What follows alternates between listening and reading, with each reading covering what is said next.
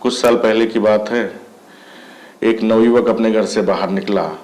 बहुत नाराज लग रहा था उस समय, और उसके मुंह से जो स्वर निकल रहे थे वो ये थे, पता नहीं पिताजी इतना पैसा क्या करेंगे, कहाँ रखेंगे, किसको ये पैसा देंगे, मेरे लिए एक बाइक तक नहीं खरीद सकते, मेरे सारे दोस्त बाइक से चलते हैं, मैं पैदल चलता हूँ, मुझे बहुत शर्म आती है, मैं अब घर छोड़ के जा रहा हूँ और तब वापस आऊँगा जब मैं अपने लिए बाइक खरीदने के पैसे जुटा लूँगा।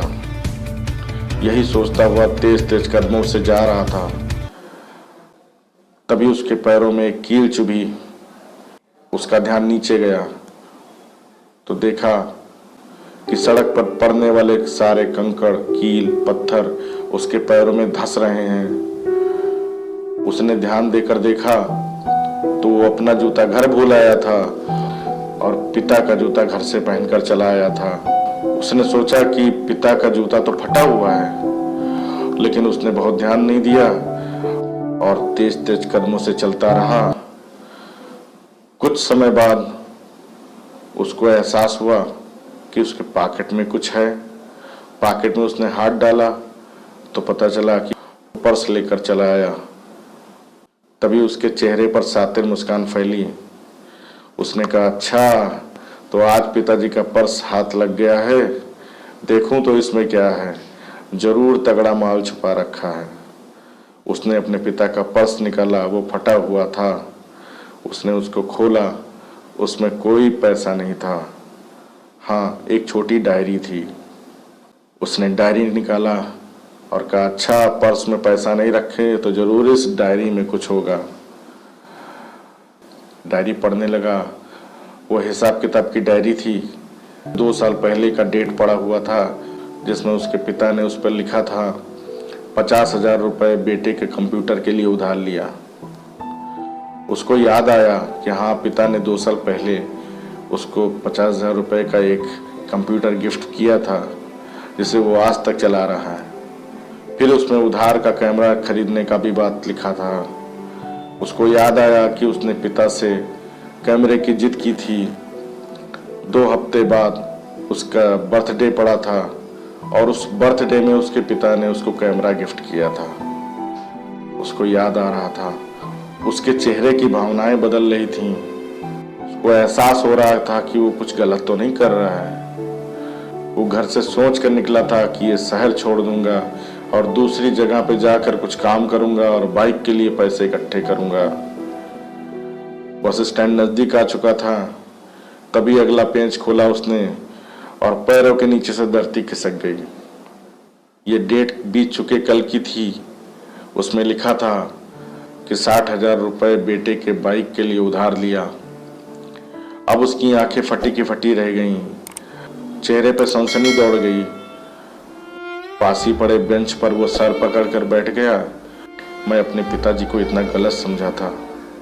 पिताजी तो सब कुछ मेरे लिए कर रहे हैं। उनकी स्थिति इस तरह से न होते हुए भी वो इतना कुछ कर रहे हैं कि पिताजी से ऊंचे स्वर में बोलकर और घर छोड़कर चला आया।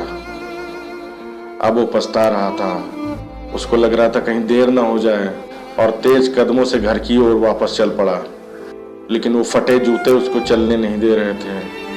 वो दौड़ना चाह रहा था, लेकिन जूतों की वजह से दौड़ नहीं पा रहा था।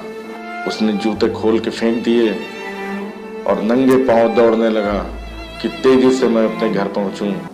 वो घर आया। घर में माँ थी। माँ से पूछा कि पिताजी कहाँ हैं। माँ ने बताया, तेरे पिताजी कहीं गए हैं। वो समझ चुका था कि पापा ने कल बाइक के लिए उधार लिया है, आज जरूर मेरे लिए बाइक खरीदने एजेंसी गए होंगे। वो वहाँ रुका नहीं, फिर दौड़ा उस लहूलुहान पैर से और बाइक एजेंसी पहुंचा। वहां पर उसके पिता मिल गए। पिता ने इसको देखा तो चौंक गए। बोले, अरे बेटा तुम यहाँ। लेकिन बेटे को सब कुछ समझ में आ चुका था। अपनी गलती पर पछता रहा था। वो दौड़कर पिता से लिपट गया और रोने लगा और बोला, पिताजी मुझे बाइक नहीं चाहिए, मुझे आपके लिए जूते चाहिए। और रोते रोते वो नीचे आके पैर पकड़ लिया और बोला, पिताजी बाइक मत लीजिए, मुझे आपके लिए जूते चाहिए। मुझे आपके लिए जूते चाहिए और चलते हैं जूते लेते हैं आपके लिए। मुझे बाइक नहीं चाहिए पिताजी, मुझे बाइक नहीं चाहिए। पिता एकदम सन कि बेटे को ये क्या हो गया। आज वो मुझे कैसे समझने लगा, मेरे दुख दर्द को, मेरी स्थिति को कैसे समझ गया। बेटा खड़ा हुआ, बोला पिताजी चलिए जूते लेते हैं और आज से मैं वादा करता हूँ कि घर चलाने में आपकी बराबर मदद करूँगा और जो भी करूँगा अपने बलबूते पे करूँगा, आपके सिर पर बोझ नहीं बनूंगा। आपने मेरे लिए सब कुछ किया, मुझे पाला पोसा, उंगली पकड़कर चलना सिखाया, मुझे बड़ा किया, मुझे पढ़ाया लिखाया। अब मैं आप पर बोझ नहीं बनूंगा।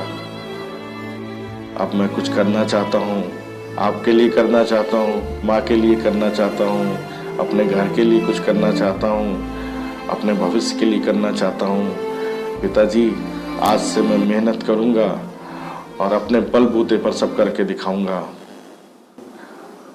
ये कहानी बस यहीं तक थी।